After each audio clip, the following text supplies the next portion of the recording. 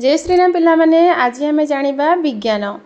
कान नाक पाटी आखि हाथ गोड़ आदि अंग को आमे बाहर देखु।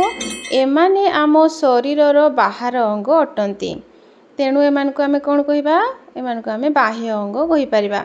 हृत्पिंड पाकस्थली और फुसफुस आदि शरीरर कोमल अंग होइतिबारु एमाने आम शरीरर भितरे थांती। एगुड़िक आम शरीरर भितरे थिबारु एमान को आमे अंत अंग कहि परिबा। तापरे आम हाथ और गोड़र हाड़ गुड़िक लंबा और मेरुदंडर हाड़ गुड़िक छोट।